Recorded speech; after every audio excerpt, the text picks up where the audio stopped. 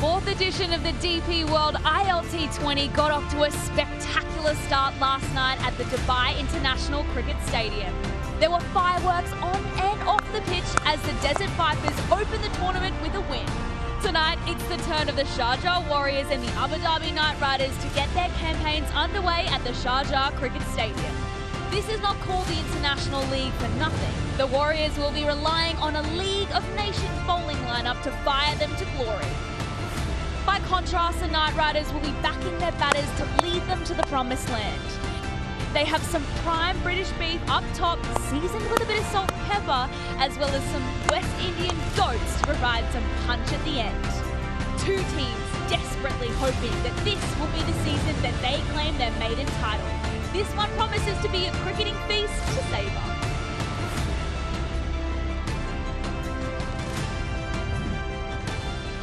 It's match 2 of season 4 of the DP World ILT20, where the world plays, and we're diving straight into a massive battle. Sharjah Warriors are defending their fortress against the Abu Dhabi Knight Riders.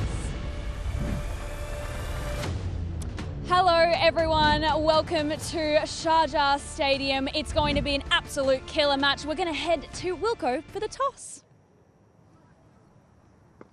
Out here in the company, I have the company of Drishti Sharma, who is our toss representative all the way from Mumbai. From Australia, Simon Taufel, our match referee.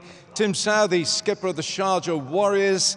And it's Sunil Narayan who's wearing the captaincy cap for the Abu Dhabi Knight Riders. The coin is with Tim, and give it a good old flick. Heads. Knight Riders have called a head, and it is a tail. So tail, Tim Southee has won the toss. Tim, what have you had a word with Sunil? What have you said you're going to do? We're going to have a bowl. What's the reason for that? I think we saw last year with a bit of dew around, and the results from last year's tournament where sides batting second had a slight advantage. You got close last year, didn't you? And I know you told me last year at the toss and post-match you enjoyed the job of captaincy, and you've got a couple of big guns to reinforce your team this year. How tough has it been to get them all together? Yeah, it was very enjoyable last year. Loved the tournament and enjoyed my time here with Sharjah, and a few new faces this year, which is exciting, and I think all round pretty well balanced side. And a little bit different this year, you've got to play the 2 UAE players and an associate player. How does that change your strategy? Yeah, it is. It's exciting. It's a great opportunity for those guys to have a crack, and yeah, we've got some great talent throughout the squad. So yeah, like every side, it's about managing the best lineup for each game on different surfaces. So you're going to have a ball first. Are we going to see Tim Southee turning the arm over first with a new ball? I hope so. All right, Tim. Thanks very much indeed. Thanks, Wilco. Let's have a word with Sunil Narayan. Well, Sunil, I didn't think that I'd be speaking to you. I thought my microphone would be 10 feet in the air with Jason Holder. What's happened? Because he's the new captain this season. What's happened to Jason? Yeah, he has a slight niggle. I think it's a long tournament. We have 3 games in about 6 days, so I think it's to take it easy and see what happens in the next game. Yeah, I mean, it was a tough season last year for the Knight Riders. You were on the receiving end. How have you come to this tournament? Are you refreshed? Yeah, definitely fresh. I think we have about 7 or 8 new guys in the squad, so hopefully they bring that energy and that vibe and that luck. But I think it's a new year. You can't do anything to change the past. You could only go with the future and go for it. Same thing as well. It's 2 UAE players and an associate player. How do you fit everything into the playing 11? I think we were lucky to get quality guys to fulfill that role. So hopefully they go out there, first game, get it cracking in game 1, and hopefully enjoy it. Great stuff, Sunil. Enjoy the game, and cheers. I hope Jason gets fit soon. Please. Thanks. Thanks very much. News from the toss is Sharjah Warriors have won the toss. That's Tim Southee, and they're going to have a bowl first. So on this... Okay, now let's just unpack that a little bit so we can go through that story about winning the toss and looking to have a bowl first. Now, I just want to have a look about the dimensions before we do go any further. It's a little bit of a smaller ground than we normally see at some places around the world. If I look down the ground, it's 72. If there's bowling coming to me from the Sharjah Academy end, it's 72 yards down the ground.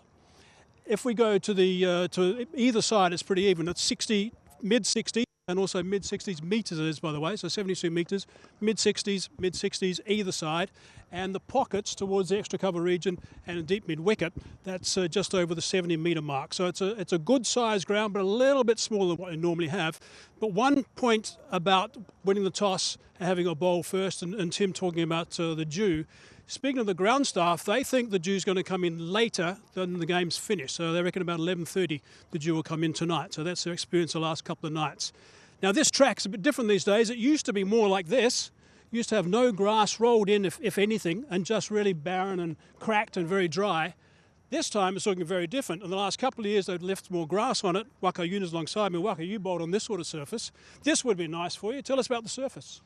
I bowled on this one, that's why I have sore back all the time. So this one's got a lot more grass on it, and I don't think the camera can pick it from that angle, but there's a little bit of sheen also underneath. That means it's been rolled quite nicely. So the grass is being rolled into the surface, but a little bit of green tinge on certain places. So I have a feeling that it'll do a little bit up front with the new ball, maybe 2, 3, 4 overs. So, that's all is going to happen. But once it gets a little bit older, the ball gets older, it's going to come onto the bat nicely. So I feel, yes, winning the toss, bowling first means the dew. Dew factor is a big one here in Sharjah. But if you ask me, if there is no dew, I'll bowl on this first up because I'll have a chance to pick up early wickets. Okay, and we think the pace is going to be okay and also the bounce as well. So the pitch looks great, we're ready to go, and the surface looks completely different from the last couple of years. Thank you, boys. Oh, well, joining me this evening, I should say, Rohan Gavaskar and Awais Shah. Boys, what a beautiful stadium we're in, first of all. But I want to talk to you first, Ro. Now, last night, it was the Capitals that were up against the Vipers. How was that? Fabulous. Season 4, first game, and what a cracker. I've got to say this, though. The Capitals have had the wood over the Vipers over the last 4 seasons. Generally, they've come out on top. But yesterday, the Vipers played magnificent cricket. They did well to restrict them to 150, and then they were always in control of the chase. I'll give you another stat, Grace. Yesterday was the first time that the Vipers won the toss. Ah. That's crucial. Winning tosses is crucial, and I think Sharjah winning the toss here is going to be crucial as well. Stand them in good stead, you reckon? What do you think about that one? Yeah, he's hit the nail on the head. The toss it gets dewy in Sharjah, and if we're only 1 hour down the road. They won the toss, chased, won last night. Tonight, Sharjah captain wins the toss and decides to bowl. So, of course, they're backing their batting to chase whatever the Knight Riders put up. And I think that's probably going to be the theme right throughout the tournament. Absolutely. I mean, the last 8 games that have been played here, the chasers have been the ones that have come up on top. Yeah, they have been, and tonight it wouldn't surprise me if that is the way things pan out. However, if you look at the Knight Riders batting, it is very, very deep, and they got some real power hitters in the lineup. Livingston, Russell, to name a few, and of course Rutherford. I mean, they're going to be probably batting 5, 6, 7. And as we all know in T20 cricket, those guys really do control the batting, the main batting aspect of a T20 game. Righto, well, Cricket Safari is coming up, so we're going to head to that one now. Coming up in the show, we hear what keeps the Evergreen Warrior Chief motivated. And Mike Hazeman talks big boy power with Dre Russ. Oh, well, Tim Southee, we had a chat to him a little bit earlier. We're going to talk about cricket, life, and the love that he has for this great game.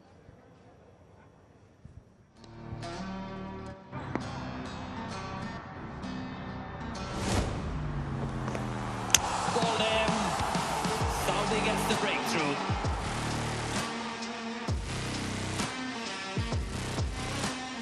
Yeah, I really enjoyed captaining last season. We had a great group of players, and we had a reasonably successful tournament. So looking forward to season 4 this year.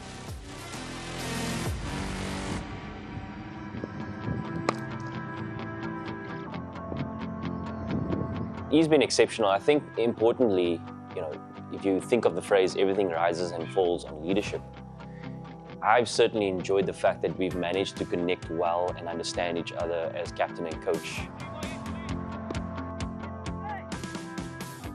It's been, I guess, a bit of a transition in the last 12 months from playing to coaching, and still very fortunate to be able to be doing both of them, having the best of both worlds in terms of still being able to play, but also being able to have some opportunities in the coaching world as well. So really enjoying that. When I retired, I was planning on having a little bit more time at home than what I've had over the last 12 months with a young family. But yeah, the opportunity to work with England presented itself, and still playing in tournaments as well means I'm still living out of a suitcase for a little bit longer. But yeah, it's something I'm used to. I've done it since for a long time, so you kind of get used to it. But it makes it a little bit harder when you've got a young family at home. To every time you leave, it's always gets that little bit harder. But yeah, it's how, I guess, what I know and what I've known for the last wee while. But yeah, it's certainly getting harder with a younger family. I really enjoyed the tournament last year. I think the standard of cricket's tremendous. The quality of overseas players, as well as the talent you see here from the local players, and I think that'll continue to grow with this tournament. So looking forward to season 4, and I'm sure it'll be an even better season than last year. What a dad, what a player, and what a skipper. He has a great side amongst him tonight. We're actually going to come back with live play very soon, but we're going to head to a break right now.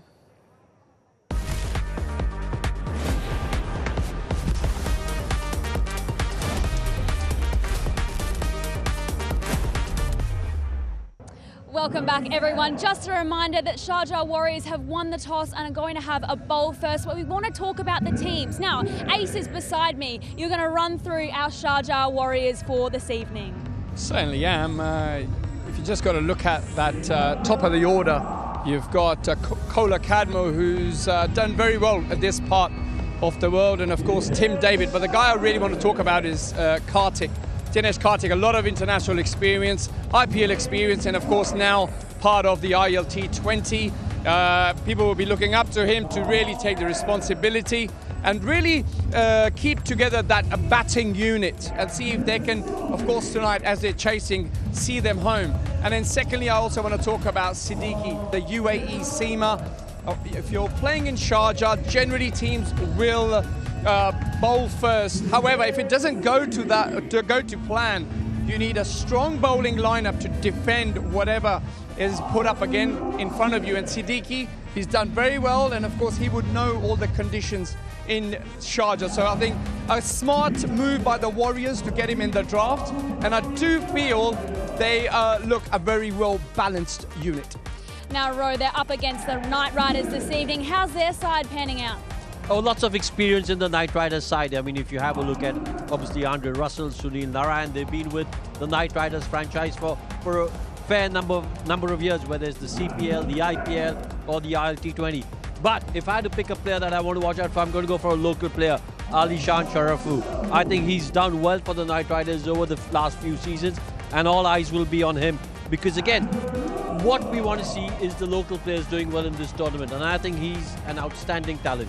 Now, talking about Andre Russell, Mike Hazeman got a chance to catch up with him a little later. Well, you all know how important power is in the T20 game, and there's probably no one better to chat to about power in this game as a batsman than Andre Russell. Andre, I want to go back to, I think it was 2015, 2016, where you had a bit of a light bulb moment when a conversation with Chris Gale. How did that come about, and what did he say to you? Actually, I was using like 2-9 bats, and you know, I was hitting big ones, but then they weren't going as far as they should. And then he said, hey, come to my room because you are better than this. You're hitting mini sixes, and you know, I think when you hit the ball, it should be in the stands or out the park. So he gave me 2 bats, which I was using Spartan at the time, and that's when my whole career changed.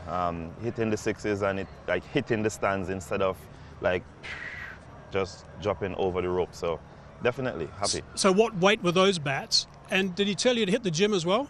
Yeah, you know, strength was very important at that time as well, because I'm used to 2-9 at the time, and changing to 2-12, 2-14, which was heavier, and I even take some off. So I want to know what weight was his original blades. But you know, he's a big, strong guy, and hitting the gym, doing like 100, 150 push-ups on a daily basis, definitely get the strength up, because you need to be strong to swing heavier bats. But it definitely changed my life. And I also heard a story about you using batting gloves that had weights on them, or weighted batting gloves and a weighted forearm to get stronger? Yes, just to get the forearms a bit stronger.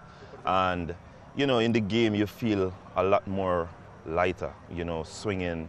And it's just like the pre-workout that we do when we're warming up and, you know, gym stuff before a game. It makes you feel lighter, and you know, you perform better. So those things definitely help with my game. And now you've got this new gig, this new job with the Knight Riders as the power coach. That must be very exciting for you. Yeah, definitely it is. You know, gonna see how it goes, you know, just to try to understand my role as much as possible. But, you know, when you're an all-rounder and you get a role like that, when a team have batting coach, bowling coach, and all of those other coaches, I'm just gonna make myself available to any player at any time and make sure that I give them whatever they want. I'll be still bowling in the nets, and I'll be still challenging the batters, and you know, have one-on-one chat with the guys to see where their headspace is. And you know, I've been there, done that, so I can actually share all the experience that I have with those players. And there's plenty of that. Andre, thanks for your time. Wish you all the best. Thank you very much, sir. Thank you. Oh, what a powerful man, big Andre Russell, and he's going to be key for his side here tonight. Now, Ace, you know, he's a gun IPL player, but we just saw he's been all over the news recently that he's no longer going to be a player, instead a coach for the Knight Riders. What is he thinking? I think we need to knock some sense into him. I mean, just look at him. I mean, look, he's been a world-class player, a guy who I think has transformed power hitting. Of course, we know about Chris Gale. But this guy, as an all-rounder, he's a phenomenal cricketer, and I still think he's got plenty of cricket left in him. Ro, you're going to go have a chat to him, square up and be like, buddy, come on, we want to see more IPL from you. Yeah, you know, I think what it is that I think he's got a contract with the Knight Riders franchise, and they probably told him, listen, you know, you will play for us in the ILT20, you will play for us in the CPL, but in the IPL, we want you as a coach. And I think he's come out and said he's going to be loyal to the franchise, and I think if the communication's gone down to him saying that, listen, we'd rather have you as a coach than a player, he's thinking, I can't be playing for another team in the IPL. I think that's what it is. But I've got a feeling he may have his cricket equipment very close to him during the IPL. Exactly, just in case they need to get him up there, they might be able to. Well, we're in Sharjah Stadium. What about the Warriors? Who's standing out for you tonight? Well, I think this is a really key game for the Warriors, because they've got Tim David in their side, and they've got him only for 3 games. He's with them for only 3 games, so they'll be hoping that a match winner like Tim David wins them the first 3 games that he's part of and sets them on course for the semi-final spot. So I think that's why it's a really key game for them. So all eyes for me on Tim David. Predictions? I'm going to go with the Sharjah Warriors because they won the toss, and what we've seen so far, team winning the toss generally does well. I'll back the Knight Riders. I love it. Well, this is the ILT20. We cannot wait to show you this live play. It's going to be action-packed. Don't go anywhere. We'll be back very soon.